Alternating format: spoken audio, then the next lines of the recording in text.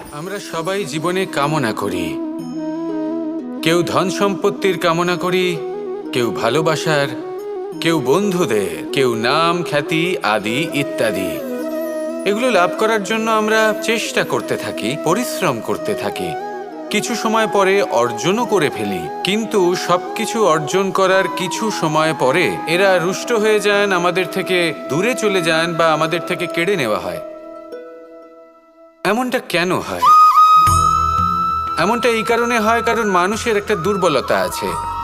কোনো কিছুই অর্জন করার পরে আস্তে আস্তে সে তার মূল্য, তার গুরুত্ব ভুলে যায়, তার জন্য চেষ্টা করা ছেড়ে দেয়। আর এটাই হলো সবথেকে বড় সমস্যা।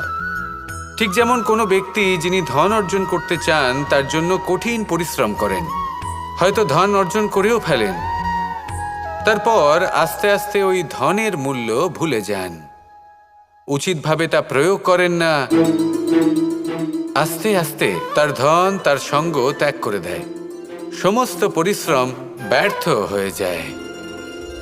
সেই জন্য মনে রাখবেন, এই সংসারে কিছু অর্জন করা অত্যন্ত কঠিন ব্যাপার, কিন্তু তার থেকেও বেশি কঠিন হলো সেটা নিজের সাথে ধরে রাখা। তাই জীবনে যখনই আপনি কিছু অর্জন করবেন তার গুরুত্বটা বুঝুন, আর তারপরে সময় সময় তার মূল্য নিজেকে স্মরণ করাতে থাকুন।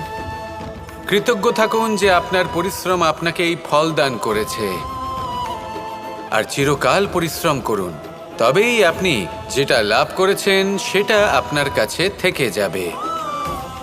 আসুন আর আমার সাথে ভালোবেসে বলুন, রাধা রাধা।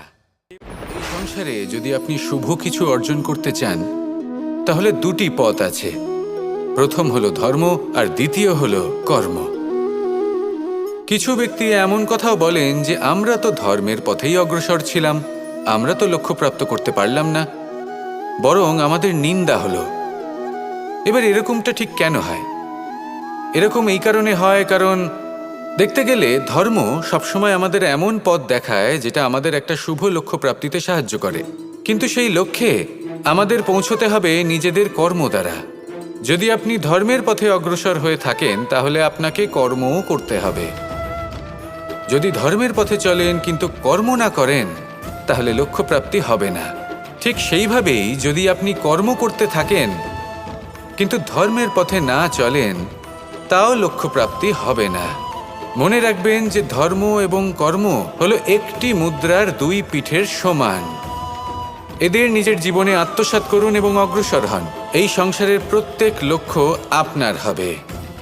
আসুন আমার সাথে ভালোবেসে বলুন, রাধা রাধা।